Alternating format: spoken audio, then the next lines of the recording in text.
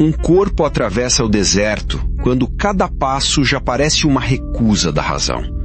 Em outra arena, uma medalha desce sobre o peito e a multidão explode. São imagens opostas, mas contam a mesma história. Isso é o que a obsessão promete entregar. A capacidade de continuar quando todos os outros param. Raramente mostram o que ela cobra de volta. Michael Phelps conquistou 23 ouros olímpicos. Depois, contou que após cada edição dos Jogos, caía num estado profundo de depressão. Depois de Londres, em 2012, disse que não queria mais estar vivo. A vitória não encerrou a pressão, apenas retirou o objetivo que a mantinha organizada. E então surgiu uma pergunta incômoda. Se a força que leva alguém ao topo é a mesma que pode empurrá-lo para o abismo, em que momento a disciplina deixa de servir a uma pessoa e começa a possuí-la? Phelps não descrevia um fracasso esportivo. Descrevia o colapso que veio depois do desempenho perfeito, quando anos de rotina perderam de uma vez a função. O topo, visto de baixo, parecia uma resposta. Visto de cima, era apenas um lugar sem próximo degrau. A psicologia oferece uma distinção mais precisa do que a velha oposição entre dedicação e loucura. Em 2003, Robert Vallerand e seus colegas propuseram um modelo dualístico da paixão. Nas duas formas, a atividade é amada, importante e recebe tempo e energia. A diferença está em como ela entra na identidade. Na paixão harmoniosa, a pessoa incorpora a atividade sem perder a escolha. Ela consegue parar, negociar com outras partes da vida, voltar depois. Na paixão obsessiva, a atividade é internalizada sob pressão. Autoestima, reconhecimento ou medo do fracasso passam a depender dela. O resultado pode ser uma persistência rígida, mantida mesmo quando o custo já é evidente. Portanto, a fronteira não está na quantidade de horas, está no controle.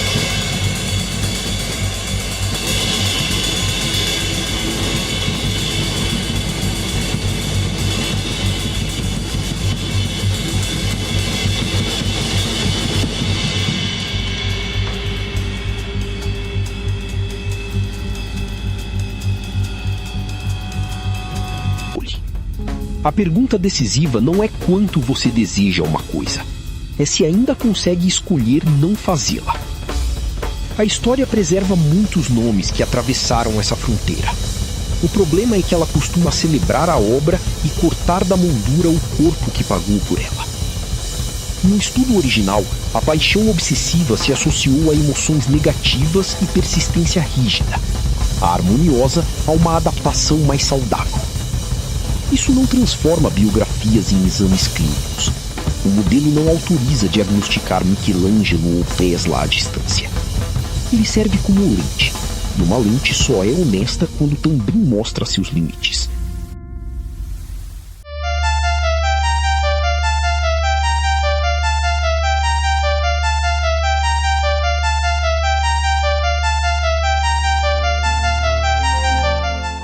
Em 1508, o Papa Júlio II entregou a Michelangelo o teto da Capela Sistina. A imagem popular mostra um gênio inteiramente sozinho, deitado num andaime. A documentação é menos romântica. Ele trabalhou em pé, numa estrutura elevada, e contou com assistentes em tarefas de preparação e em partes secundárias.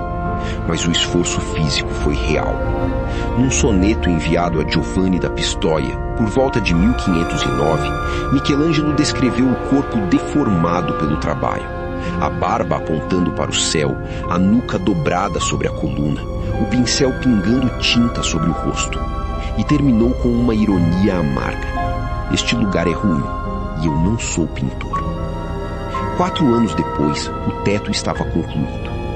O mito do gênio isolado distorce o processo, mas revela o que queremos acreditar: que uma obra extraordinária exige um sacrifício extraordinário. Talvez por isso quase nunca perguntemos se o sacrifício foi escolhido. Preferimos olhar para o teto. É mais confortável do que olhar para o homem curvado embaixo dele. O afresco ainda empunha seu próprio relógio. Cada trecho de reboco úmido, a chamada jornada, precisava receber pigmento antes de secar. Erros não eram simplesmente apagados. O reboco podia ter de ser removido e refeito. Sob a narrativa da inspiração, existia uma máquina diária de desenho, química, andaime e prazo.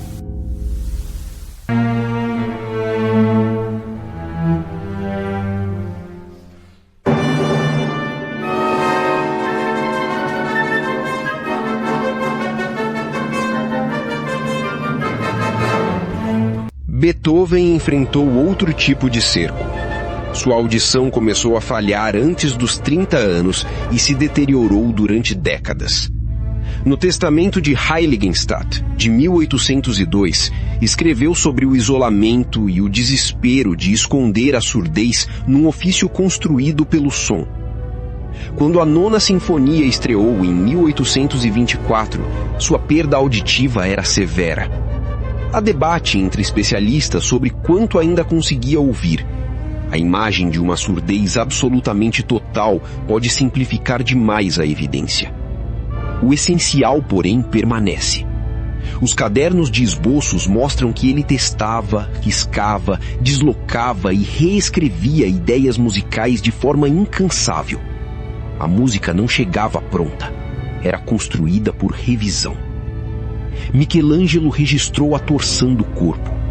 Beethoven deixou no papel a torção da própria ideia, repetida até encontrar forma. Os dois nos obrigam a perguntar se a obra nasceu apesar do sofrimento ou se nossa memória, apaixonada pelo martírio, transformou o sofrimento em método. O resultado é sublime. O processo não precisa ser romantizado para continuar assombroso. No mesmo documento de Heiligenstadt, Beethoven escreveu que apenas a arte o deteve quando pensou em pôr fim à vida. A frase é testemunho, não licença para transformar dor em combustível obrigatório. Ele continuou criando com redes de copistas, músicos e amigos. Até a solidão de um gênio tem uma infraestrutura que o mito prefere esconder.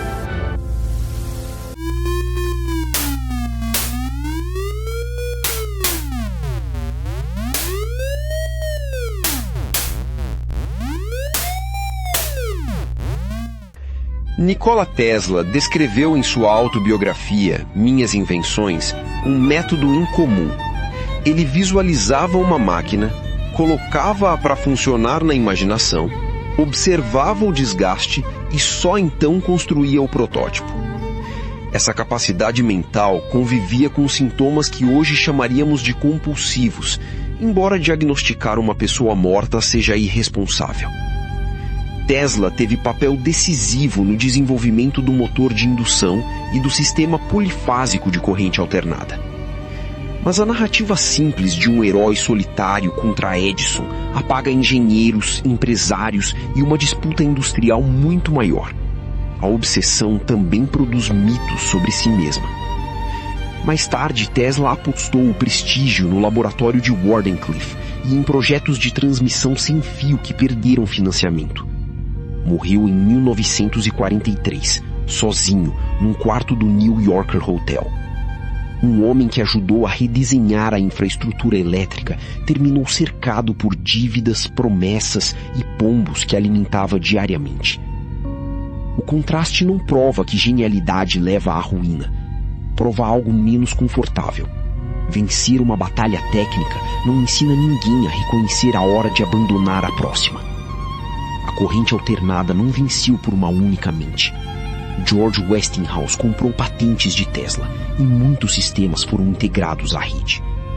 Dizer isso não diminui o inventor, apenas devolve a história ao mundo real, onde criatividade radical depende de capital, indústria, trabalho coletivo. I've thought about All Cap for years, and every year I'm like, that's really scary. I'll never be content unless I at least put in the effort. Em 3 de junho de 2017, Alex Honnold escalou a via Freerider, no El Capitan, sem corda. 900 metros de granito e nenhum sistema para corrigir um erro. O feito durou menos de 4 horas, mas foi preparado durante anos. Honnold ensaiou os movimentos com proteção, registrou sequências e voltou aos trechos mais delicados até reduzir a incerteza. Um exame de ressonância funcional ficou famoso porque sua amígdala reagiu pouco a imagens que costumam provocar medo. O resultado é intrigante, mas não demonstra que a prática apagou o medo, nem que Honnold nasceu sem ele. A própria pesquisadora Jane Joseph advertiu contra reduzir uma pessoa ao sinal de uma única região cerebral. A preparação, reavaliação cognitiva, busca de sensação e autocontrole. A imagem do homem sem medo é mais vendável do que a verdade. Um homem que administra o medo com uma precisão extraordinária. Ainda assim, a margem permanece brutal. Na escalada sem corda, preparação e catástrofe podem ser separadas por um movimento. A obsessão não elimina o risco. Ela pode apenas torná-lo silencioso o bastante para que alguém continue. Ele descreveu a escalada como o resultado de retirar, um por um, os motivos razoáveis para falhar. Essa formulação importa. Não houve impulso cego no dia da subida, mas uma preparação quase burocrática para um ato visualmente impossível. O espetáculo dura horas. A repetição que o tornou possível quase nunca entra no enquadramento. The tempo? Were you rushing or were you dragging? I don't know. Start counting. 5, 6, 7. In 4, damn it! Look at me! 1, 2, 3, 4. 1, 2, 3, 4. 1, 2, 3. Oh my dear God. Are you one of those single tier people? Do I look like a double fucking rainbow to you? You must be upset. Are you upset? No. No, so you just don't give a shit about any of this? I do give a shit about this. Are you upset? Yes or fucking no? Yes, you are upset. Yeah. A ficção volta à obsessão porque reconhecemos sua gramática antes mesmo de conhecer seus nomes.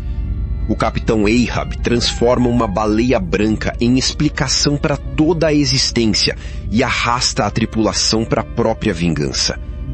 Um jovem baterista sangra sobre a bateria porque aceitou a ideia de que humilhação é o preço da grandeza.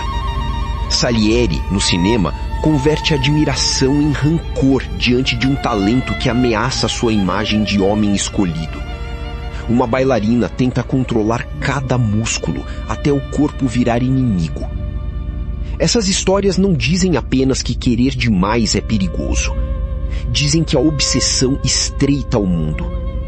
Tudo o que não serve ao objeto central passa a parecer distração, fraqueza ou traição. Ahab não persegue apenas uma baleia. Ele destrói qualquer realidade na qual a baleia não seja o centro.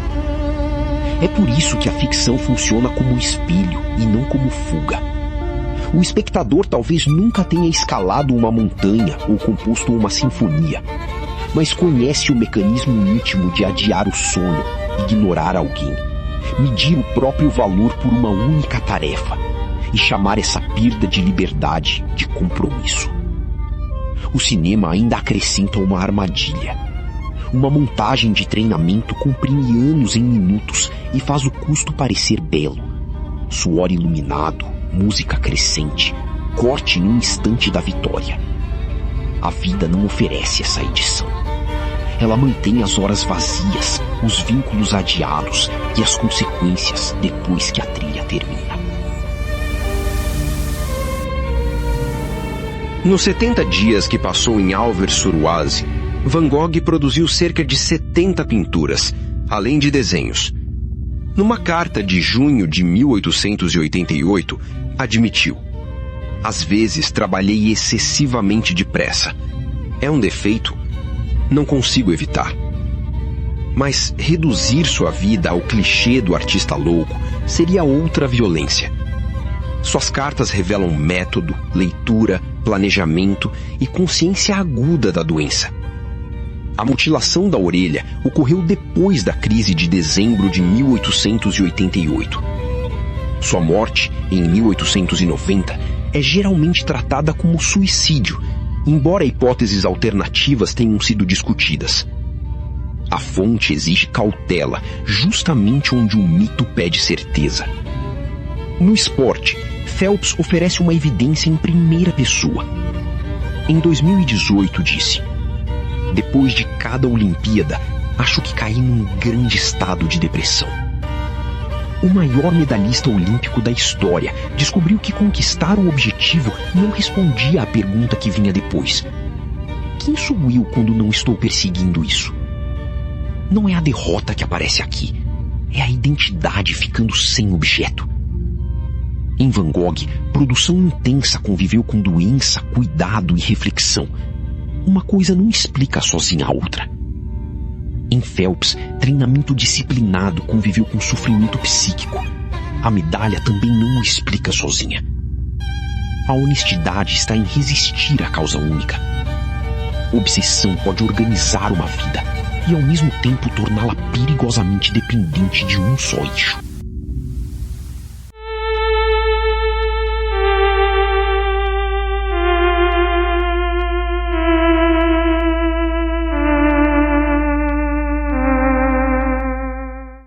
O mito de Ícaro costuma encerrar histórias sobre ambição.